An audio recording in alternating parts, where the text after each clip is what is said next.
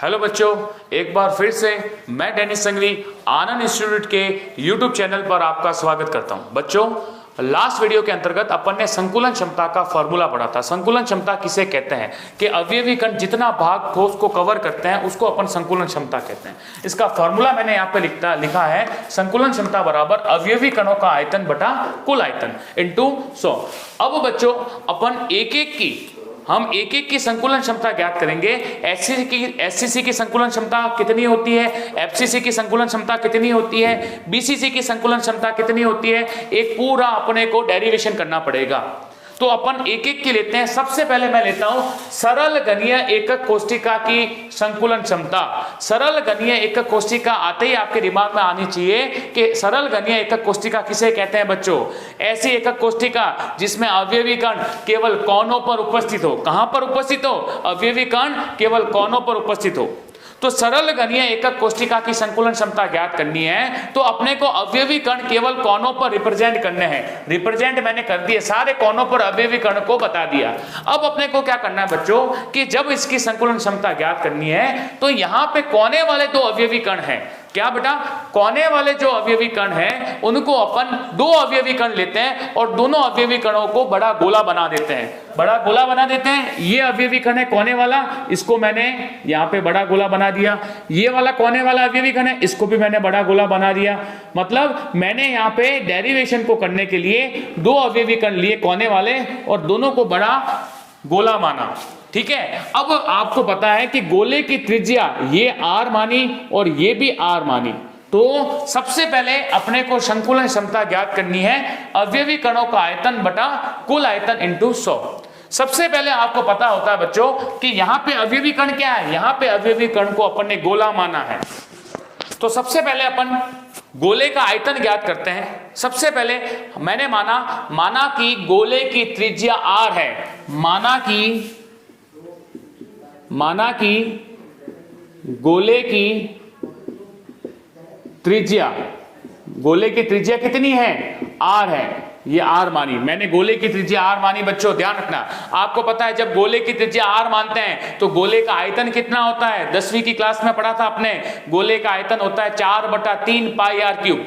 इसलिए गोले का आयतन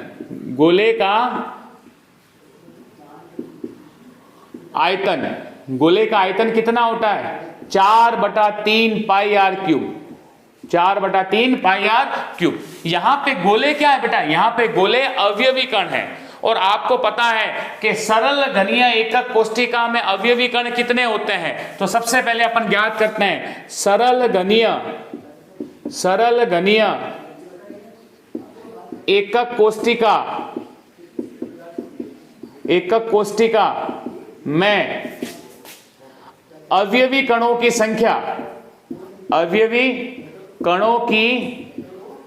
संख्या अपन अवयवी कणों की संख्या ज्ञात कर रहे हैं। कितनी ज्ञात कर रहे हैं? आपको पता है कितनी होती है?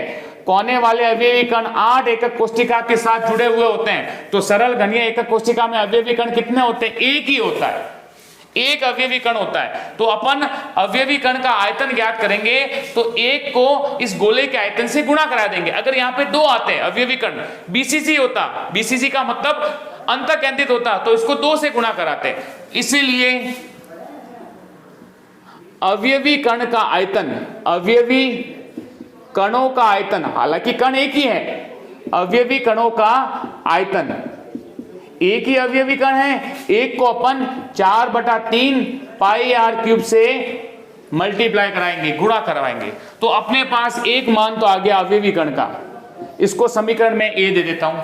अपने पास अवयवी कणों का आयतन आ गया 1 × 4/3 पाई r क्यूब। बच्चों मैंने 1 से गुणा क्यों कराया? क्योंकि आपको पता है सरल घनीय एकक कोष्ठिका में अवयवी कण कितना होता है? एक ही होता है।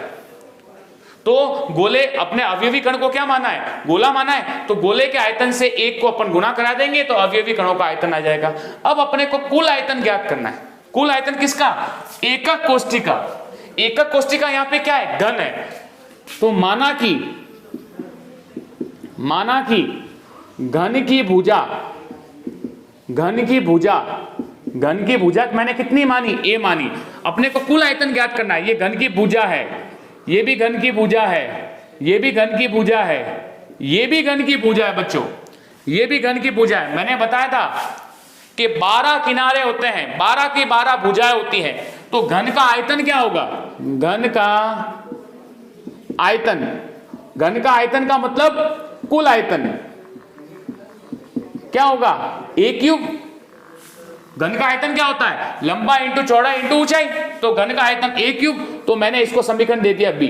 अपने पास दोनों वैल्यू आ गई, अपने पास अवयवी कणों का आयतन आ गया, अपने पास कुल आयतन आ गया। बच्चों ध्यान रखना, इन दोनों ए और बी के मान समीकरण 1 में रखता हूं। ए समीकरण ए व बी से मान समीकरण 1 में रखने पर, 1 में रखने पर, 1 में अगर रखूंगा तो सबसे पहला आता है संकुलन क्षमता। संकुलन क्षमता, बच्चों ध्यान रखना, संकुलन क्षमता कितनी है? अवयवी कणों का आयतन, अवयवी कणों का आयतन कितना है? 4/3, 1 इंटू 4/3 पाई आर क्यूब बटा कुल आयतन कितना है? कुल आयतन है ए क्यूब। कितना है? ए क्यूब। इसको किससे गुणा कराऊंगा? 100 से। बच्चों ध्यान रखना कि यहां पे मैंने मान रख दिया फॉर्मूले के अंदर, लेकिन यहां पे आप एक चीज देखोगे कि ऊपर आ रहा है आर में और नीचे आ रहा है ए में, तो क्या आर से ए में कैंसिल होगा? नहीं होगा। तो या तो अपने को ए को आर में चेंज करना पड़ेगा या आर को ए में चेंज करना पड़ेगा। तो सबसे पहले मैं आपको बताएं कि ये जो मैं यहां से यहां तक है, ये घन की भुजा है। ये घन की क्या है? भुजा है। ये घन की भुजा ए है, ये वाली भुजा ए है, लेकिन ए किसके बराबर है? R plus R. घन की भुजा किसके बराबर है? आप देख रहे हो गोले दोनों मिले हुए हैं, ये घन की भुजा है, ये भी आर है यहां से यहां तक, और यहां से यहां तक भी आर है। तो चूंकि ए बराबर कितना है? 2r है। ए बराबर कितना है? 2r। आप यहां पे देख रहे हो r और r कितना है? 2r। तो a की जगह अपन क्या रख सकते हैं? 2r। बच्चों मैंने 2r a को r में चेंज क्यों किया? ताकि अपनी कैलकुलेशन हो जाए। तो मैंने यहां को a को r में चेंज किया, तो मान आया 4/3, पाई की जगह रखा 22/7, आर क्यूब की जगह आर क्यूब, और नीचे ए क्यूब है, ए क्यूब की जगह 2r का क्यूब, 2r का क्यूब इंटू 100। बच्चों जब इस समीकरण को आप सरल करोगे, जब आप इसको पूरे को सरल करोगे, आर क्यूब से आर क्यूब कट जाएगा, 2 की पावर 3 है, उसका मान आता है 8। जब इसको आप पूरे को सरल करोगे तो इसका मान आएगा 52.4%। कितना मान आएगा? 52.4%। ये आई सरल घनीय एकक कोष्ठिका की संकुलन क्षमता। किसकी संकुलन क्षमता आई? सरल घनीय एकक कोष्ठिका की संकुलन क्षमता। कैसे ज्ञात किया? अपने को सबसे पहले फॉर्मूले के अंदर जो मान दे रखा है उन मान को ज्ञात करना है, फिर उसकी वैल्यू वहां पे रखनी है। वैल्यू रखने के बाद ए को आर में चेंज करना है और फिर कैलकुलेशन को करना है, जिससे सरल घनीय एकक कोष्ठिका की संकुलन क्षमता आई 52.4%। कितनी आई? 52.4%। तो बच्चों अपन ने सरल घनीय एकक कोष्ठिका की संकुलन क्षमता ज्ञात की। हमने सरल घनीय एकक कोष्ठिका की संकुलन क्षमता ज्ञात की। कितनी आई? 52.4%। आज अभी अपन जो ज्ञात करने वाले हैं वो ज्ञात करने वाले हैं फलक केंद्रित घनीय एकक कोष्ठिका की संकुलन क्षमता। फलक केंद्रित घनीय एकक कोष्ठिका आते ही आपके दिमाग में आना चाहिए कि जिसमें अवयवी कण कोनों के साथ साथ में फलकों के केंद्र पर उपस्थित होते हैं। अवयवी कण कोनों के साथ साथ में, कोनों पर तो होते ही हैं, लेकिन साथ साथ में कहां होते हैं? फलकों के केंद्र पर होते हैं। 6 फलकों के केंद्र पर अवयवी कण होते हैं। लेकिन बच्चों यहां पे आपको ध्यान रखना है, मैं जो चीज बता रहा हूं उस चीज का ध्यान रखना है कि यहां पे इस डेरिवेशन को करने के लिए मैं कोने वाले 2 अवयवी कण ले रहा हूं। एक तो इस अवयवी कण को बड़ा गोला कर रहा हूं, ध्यान रखना बच्चों, इस कोने वाले अवयवी कण को एक बड़ा गोला कर रहा हूं, और एक फलक के केंद्र वाला अवयवी कण है, ये वाला जो अवयवी कण है इसको बड़ा गोला कर रहा हूं डेरिवेशन को करने के लिए। तो मैंने यहां पे 3 अवयवी कण यहां पे शो किए हैं। बच्चों ध्यान रखना, 2 तो कोने वाले और एक है फलक के केंद्र वाला। हालांकि 6 फलकों के केंद्र पर होता है, लेकिन मेरे को डेरिवेशन करने के लिए केवल 3 अवयवी कण ही चाहिए। तो यहां पे आप देखोगे कि कोने वाले अवयवी कण हैं वो एक दूसरे को स्पर्श नहीं कर रहे हैं। कोने वाले अवयवी कण एक दूसरे को स्पर्श नहीं कर रहे हैं। बल्कि फलक के केंद्र वाला अवयवी कण है वो कोने वाले अवयवी कण को टच कर रहा है, स्पर्श कर रहा है। अब मैं क्या करता हूं बच्चों, ध्यान रखना, यहां से यहां तक इसकी त्रिज्या मानता हूं r, यहां से यहां तक ये भी r, यहां से यहां तक ये भी r, और यहां से यहां तक ये भी r। तो टोटल कितनी त्रिज्या हो गई यहां से यहां तक? अपनी त्रिज्या हो गई 4r। कितनी त्रिज्या हो गई? 4r। बच्चों यहां से यहां तक जो हुआ, मैं इसको a और इसको b और इसको c दे देता हूं। यहां से a b की दूरी कितनी है? 4r है। कितनी है? a से b की दूरी कितनी है? 4r है। तो सबसे पहले अपन ज्ञात करते हैं, हम ज्ञात करते हैं अवयवी कणों का आयतन। तो सबसे पहले मैंने लिखा वही, माना कि अवयवी कण यहां पे गोला है, माना कि गोले की त्रिज्या, गोले की त्रिज्या कितनी मानी बच्चों? गोले की त्रिज्या r मानी। तो गोले का आयतन कितना होगा? गोले का आयतन, गोले का आयतन कितना होगा? गोले का आयतन होगा 4/3 पाई r क्यूब। बच्चों आपको समझ में आ गया होगा गोले का आयतन कितना आया? 4/3 पाई r क्यूब। अब बच्चों आपको पता है कि एफसीसी होता है फलक केंद्रित, उसके अंदर अवयवी कण कितने गोले होते हैं? अवयवी कण कितने होते हैं? 4 होते हैं। चूंकि हम जानते हैं कि एफसीसी फलक केंद्रित घनीय एकक कोशिका में अवयवी कणों की संख्या, अवयवी कणों की संख्या कितनी होती है? आपको पता है 8 कोने में होते हैं, वो 8 एकक कोशिका के साथ जुड़े हुए होते हैं, 6 फलक के केंद्र पर होते हैं, वे 2 एकक कोशिका के साथ जुड़े होते हैं। तो टोटल अवयवी कण कितने हो गए? 4। तो आपको पता है कि एफसीसी में अवयवी कणों की संख्या कितनी होती है? 4। तो अपन 4 को गोले के आयतन से गुणा कराएंगे तो अवयवी कणों का आयतन ज्ञात हो जाएगा। तो इसलिए अवयवी कणों का आयतन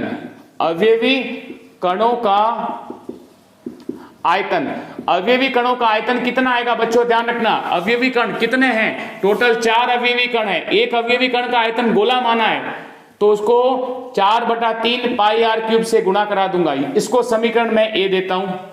अपने पास अवयवी कणों का आयतन आ गया। अब अपन कुल आयतन ज्ञात करते हैं। क्या ज्ञात करते हैं? कुल आयतन।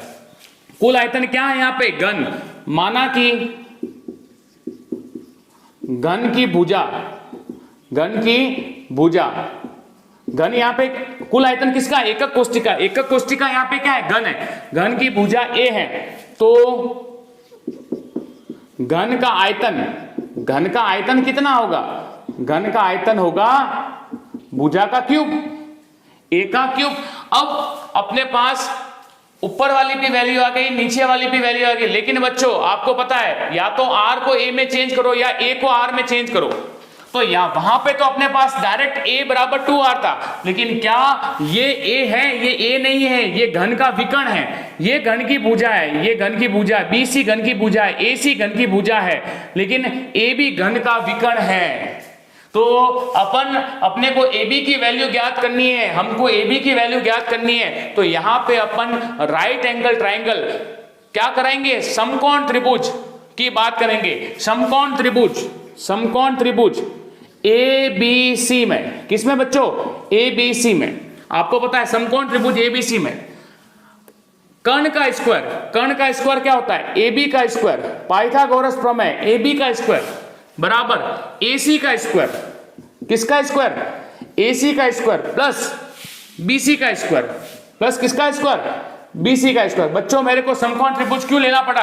क्योंकि मेरे को A को R में चेंज करना है। आपको पता है AB कितना दे रखा है? A और A से B की दूरी कितनी है? 4r। कितना दे रखा है? 4r का स्क्वायर हो जाएगा। AC कितना दे रखा है? A और C कितना दे रखा है? A स्क्वायर, A का स्क्वायर हो गया। BC कितना दे रखा है? A square.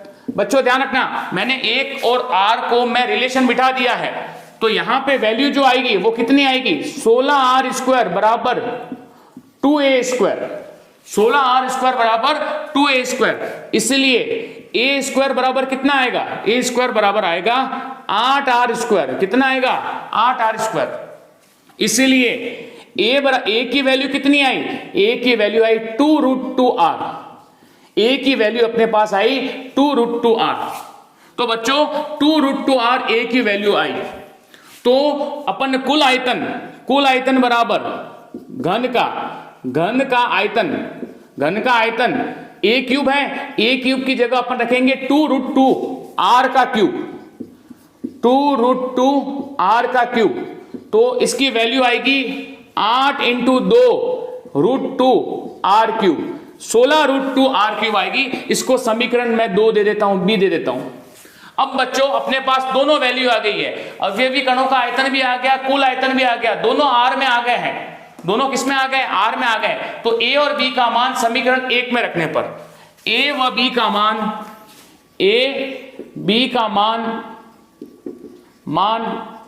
समीकरण 1 में रखने पर बच्चों ध्यान रखना, संकुलन क्षमता को इंग्लिश में अपन बोलते हैं पैकिंग इफिशियंसी, पीई, संकुलन क्षमता, पैकिंग इफिशियंसी कितनी आई बच्चों ध्यान रखना। ऊपर क्या रखूंगा? 4 इंटू 4/3, पाई की वैल्यू कितनी है? 22/7 r क्यूब, बटा नीचे वैल्यू कितनी रखूंगा? 16√2r cube into 100। अब बच्चों आपको पता है ये कैलकुलेशन को करनी है, आपको पता है √2 की वैल्यू कितनी होती है? 1.414, ये वैल्यू इसमें रखोगे आप, r क्यूब से r क्यूब कट जाएगा, तो लास्ट में आपके जो संकुलन क्षमता आएगी, संकुलन क्षमता, किसकी संकुलन क्षमता? एफसीसी की संकुलन क्षमता आएगी 74%, जो अपन ने यहां पे सिद्ध कर दी कि एफसीसी की संकुलन क्षमता कितनी आती है? 74%। कितनी आती है? 74%। कैसे किया बच्चों? ये ध्यान रखना, अपने पास फॉर्मूला आना चाहिए, चाहे केमिस्ट्री हो, चाहे फिजिक्स हो, चाहे मैथ्स हो, किसी भी न्यूमेरिकल को करने का तरीका ये है कि अपने पास फॉर्मूला होना चाहिए, और जो चीजें अपने को दे रखी है वो चीजों के मान ज्ञात हो गए तो वो न्यूमेरिकल इजी हो जाता है। तो इस चीज का ध्यान रखना है कि एफसीसी की संकुलन क्षमता कितनी आई? 74%। इससे पहले वाला जो मैंने कराया था एससीसी का मतलब सरल घनीय एकक कोशिका, उसकी संकुलन क्षमता कितनी आई? 52.4%। इसके बाद जो अपन नेक्स्ट टॉपिक लेने वाले हैं आगे वाले वीडियो के अंदर, बीसीसी की संकुलन क्षमता, अंतः केंद्रित घनीय एकक कोशिका की संकुलन क्षमता, वो 68% आती है। कितनी आती है? 68%। तो बच्चों आज के लिए इतना ही। जय हिंद, वंदे मातरम।